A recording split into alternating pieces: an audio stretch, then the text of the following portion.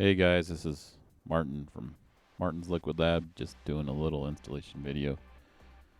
First, you want to get your fans oriented. They come mounted at the top. You might want to switch them around. Then mount the radiator in your case. This shows you kind of on a top mount. Then for LGA 2011 users, you need to snap off the universal screws, push it down on a hard surface like that. Works pretty well. Then replace those with the LGA 2011 M4 screws. They've got a little snap ring groove that you got to put some plastic washers in. But first, get the spring put on and go through the block with the spring on top, and then you need to press the little black plastic washers over the stud. Does take a little bit of work to push them on, but once you've done it once, it goes pretty smooth. Kind of force them on there and then kind of slide it up till it snaps in that little groove like that. Do that 4 times. Then you're just basic cleaning the processor with some sort of lint-free cloth, and so you're not leaving little fibers behind that can get trapped between the block and the processor. Just clean it up real good. I'm using Arctic Clean too, but anything that's meant for cleaning will work. Then the TIM mate is the thermal interface material. I like a nice thick heavy line, kind of like I'm doing here. I also usually do kind of a plus method, but you want to be pretty liberal on these larger processors. Don't skimp out too much. Rather have too much than too little. Then you want to take the protective film off. It's got a nice mirror finish on these H220 blocks. It's done real well.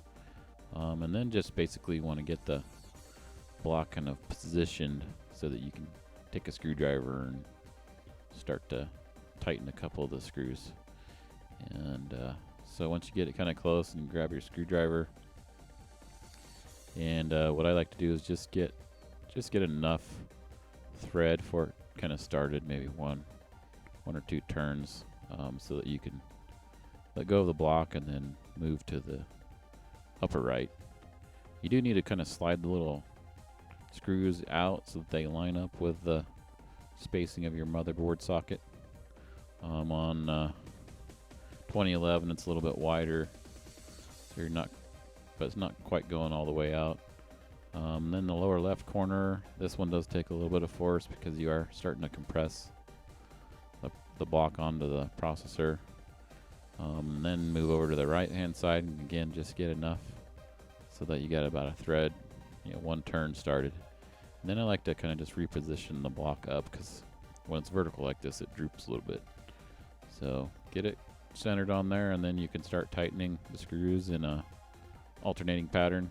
Like start with the upper left, go down to the lower right, and then we'll move over to the upper right. And again, I'm just doing about a turn or two per screw, and kind of repeating the alternating pattern as you go.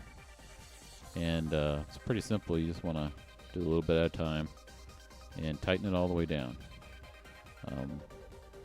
These kits are designed so that you could it's got just enough thread so that it stops when you're done, and that leaves you with just the right amount of pressure, and all 4 corners are evenly pressured that way too, so you've got a nice level mount.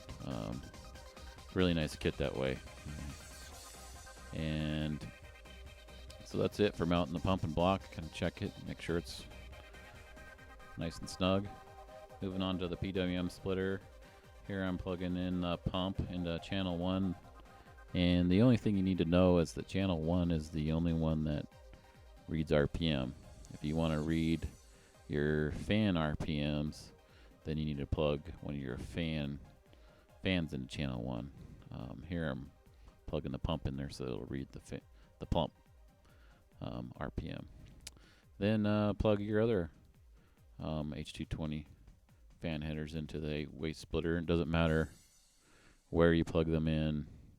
That could be channel 2, 3, 4, all the way through 8. They're all the same. The only one that's different is that channel 1, which is reading the RPM back to the motherboard from that one channel.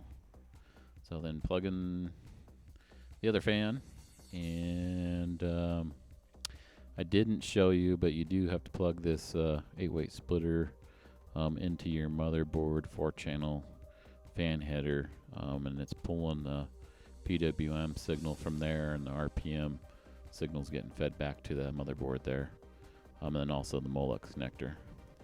And that's it. Really simple kit, probably easier to install than any heatsink. Mount the radiator, the pump, and turn it on. Not a whole lot to it. These things are really meant to be plug and play, and about as easy as it gets. So anyhow, that's all I had to say. Hope you enjoyed it.